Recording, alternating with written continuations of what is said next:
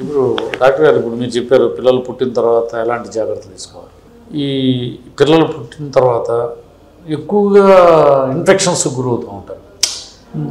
జలుబు, దగ్గు, జ్వరము వస్తూ ఉంటాయి.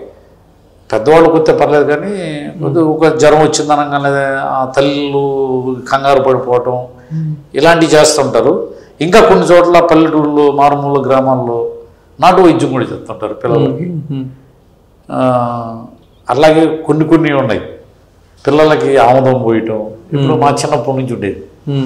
ఇప్పుడు మళ్ళీ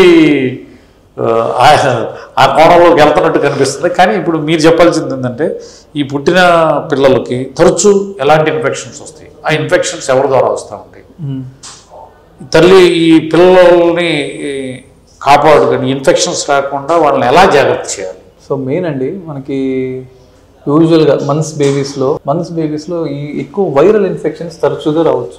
ఫస్ట్ ఆఫ్ ఆల్ ఎందుకంటే వీళ్ళకి ఇమ్యూనిటీ అనేది తక్కువగా ఉంటుందండి. ఓకేనా, ఇమ్యూనిటీ తక్కువగా ఉంటుంది, ఊరికే క్యాచ్ చేస్తారనమాట. అందుకని దగ్గులు, ఫీవర్లు, జలుబు రావడం. అండ్ కొన్నిసార్లు ఏంటంటే ఈ వాతావరణం చేంజెస్, వీటి వల్ల అట్మాస్ఫియరిక్ చేంజెస్ వల్ల, బయట పొల్యూషన్ వల్ల, అండ్ కొంత స్కూల్ గోయింగ్ ఏజ్ చిల్డ్రన్లో ఎక్కువ చూస్తూ ఉంటాం.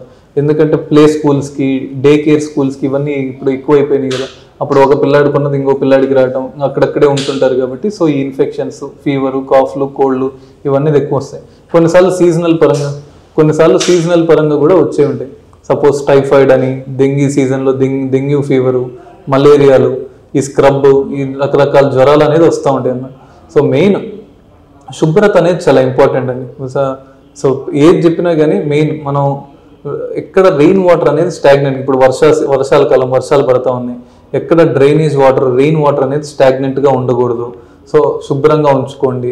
మనం కంచాలు కానీ ఇవన్నీ యుటెన్సిల్స్ కూడా స్టాగ్నెంట్గా ఉంటే అక్కడే కాక్రోచెస్ కానీ మస్కిటోస్ ఇవన్నీ ఒక చోట బ్రీడ్ అవుతూ ఉంటాయి. సో అవన్నీ క్లీన్గా ఉంచుకోవాలి. నైట్ టైం పడుకునేటప్పుడు మస్కిటో నెట్స్ వాడతాము. ఓకేనా, ఈ కాయిల్స్ అనేది మంచిది కాదండి. యూజువల్గా పిల్లలు ఉన్నప్పుడు ఈ కాయిల్స్, ఆల్అవుట్స్ ఇవి వాడుతుంటారు. సో దానివల్ల ఏమవుతుందంటే లంగ్స్ యొక్క ఎపిథీలియం అనేది డ్యామేజ్ అవుతుంది. సో లాంగ్ టర్మ్ కూడా వీళ్ళకి ఏంటంటే సిఓపిడి అనే డిసీజులు వచ్చే ఛాన్స్ ఉంటుంది. సో కాయిల్స్ వాడకూడదు, మస్కిటో నెట్స్ వాడాలన్నమాట. మస్కిటో నెట్స్ కొంచెం 5 years ఏజ్ గ్రూప్ ఉన్న చిల్డ్రన్కి అయితే ఒడోమస్లు వాడటము. సో ఇవన్నీ సో బయటికి పంపిస్తున్నప్పుడు వాళ్ళకి కూడా చిన్న మాస్క్ వేయటం, కోట్స్ వేయటం, ఇవన్నీ కొంచెం జాగ్రత్తలు తీసుకోవాలి.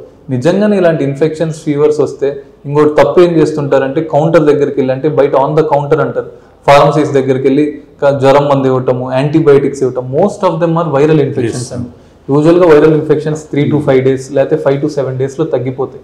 అర్థమైందా? ఊరికే మీరు తరచుగా ప్రతి చిన్నదానికి వస్తుంది కదా అని ప్రతి నెల యాంటీబయాటిక్స్ వాడితే సరిగ్గా కొన్నిసార్లు ఏంటంటే 1-2 days ఇచ్చి ఆపేస్తారు. అర్థమైందా? కావాల్సిన డోస్ వాడరు, సరిగ్గా డోస్ అనేది వాడరు. చిన్నపిల్లల్లో డోస్ అనేది చాలా ఇంపార్టెంట్ అండి. పారాసెటమాల్ ఈవెన్ జ్వరం మందు వాడినా కరెక్ట్ డోస్లో వెళ్ళాలి, అప్పుడే తగ్గుతుంది. ఎక్కువ ఇస్తే అనవసరంగా లివర్ అనేది డ్యామేజ్ అవుతుంది.